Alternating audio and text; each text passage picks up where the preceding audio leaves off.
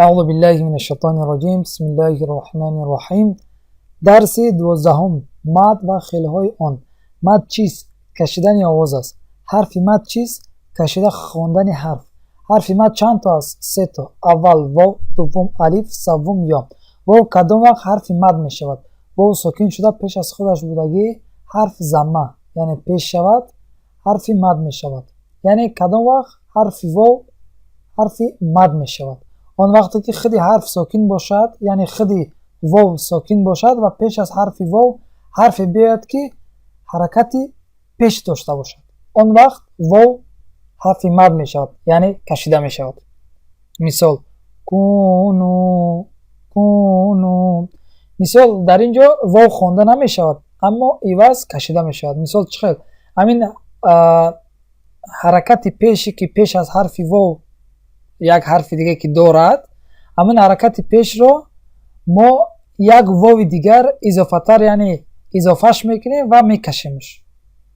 حرکت پیش است باز یک واو دیگر ما اضافهش میکنیم، بعد مثل که به مقدار یک واو دیگر همون حرکت پیش رو ما میکشیم.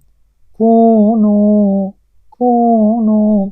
اگر مثال ما واو رو بخونیم خیلی میشود کوو نو کوو نو، اما قاعده همین است که واو خوانده نمیشود بلکه کشیده میشود. کونو.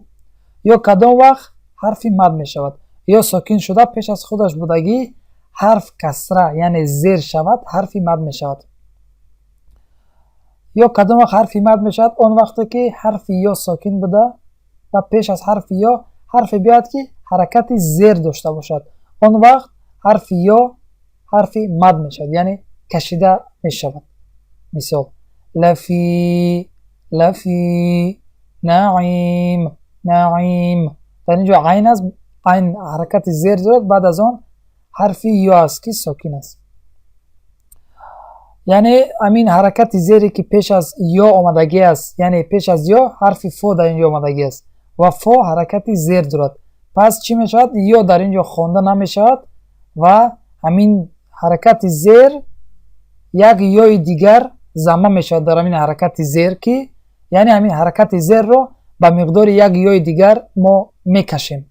لفی لفی نعیم نعیم. دیدین؟ یعنی همین زیر رو به مقدار یک یای دیگر ما کشیدیم. لفی نعیم.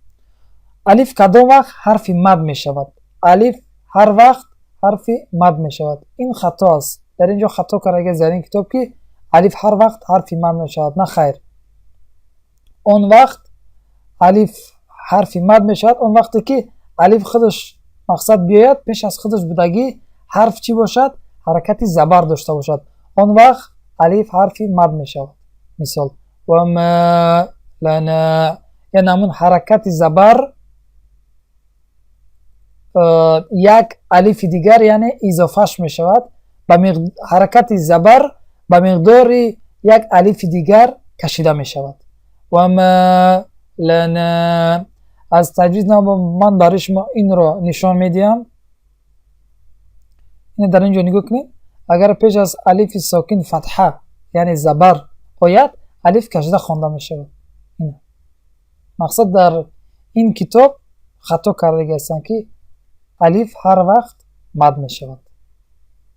الف آن وقت مد می شود که پیش از خودش بودگی الف یعنی پیش از الف خودش ساکن پیش از الف ساکن حرفی باشد که حرکتی زبر داشته باشد یعنی فتحه، آن وقت الف کشیده می شود. انشاءالله امید دارم که درس را فهمیده باشید. جزاک الله خیر و بارک الله فیکم. السلام علیکم و رحمت الله و برکاته.